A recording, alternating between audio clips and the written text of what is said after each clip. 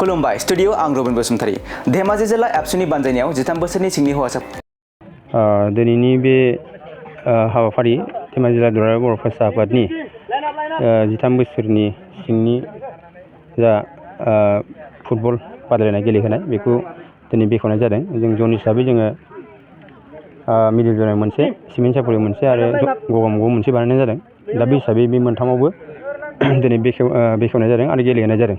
दा बेयाव बेखौनो मेसेज होगोन जे जोंनि गथ'फोरा जिनिखि आन्डार 13नि जि बैसोनि गथ'फ्रा बिथांमोनखौ जोङो जेसे हायो जोंनि भबिसत बिथांमोननि भबिसतखौ जोङो बानायनो थाखाय नाजानांगोन आरो जोंनि ओनसोलनिफ्राय जाहाथे मोजां गथ' इयुनाव मोजां गथ' ओंखारो आरो सेन्ट्रेल आरो नेसनेल प्लेयारसिम जानो हायो बेखौ जोङो खावलायगोन। आरो जोंनि ओनसोलफ्राव गथ'फोरनि जिनिखि सोलिनाय दानि जिनिखि सोलिबाय थानाय माखासे मबाइल आरो बायदिसिना आखु बेखौ जोङो नुनो मोनदों। जाहाथे बेखौबो जोङो फोजोबनो हायो बे गेलेनायनि लोगोसे जों बिसोरखौ लांफानो हायो आरो गाज्रि जिनिखि गुबुन गुबुन हाबाफोराव आखाइ होनाय जेरैहाय ड्राग्स जुवा आरो मबाइल नायनाय आन्डार 13ल' नङा गासिबो गेदेर गेलेगिरिफोरखौबो जों बिथांमोनखौ मेसेज हरगोन जे बिथांमोना मोजां हाबाफारियाव बर' हारिमु दानाय गावनि लाइफ दानायखौ बिथांमोना जाहाथे मोजां लाइफ दानो हायो बेखौ जोङो सानदों आरो बर' फरायसा आफादनि जि मथ' बेखौ जोङो बे हिसाबै जोङो मावलांबाय थागोन आरो मावगासिनो दङ।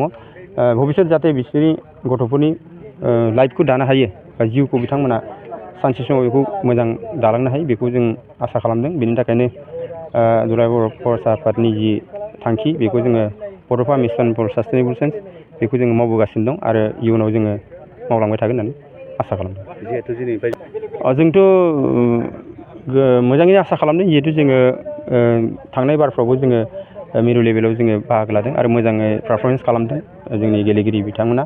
दा जों आसा खालामदों देग्लायबो जिहेथु जोङो धेमाजि जिल्लानिफ्राय जाबायदि जों थाम खालामदों जों सानदों जे मिरुआव जोङो फाइनालिस्ट मोनहैनानै जोङो मोनसे मोजां फिथाइ मोनगोन बेखौ आसा खालामदों।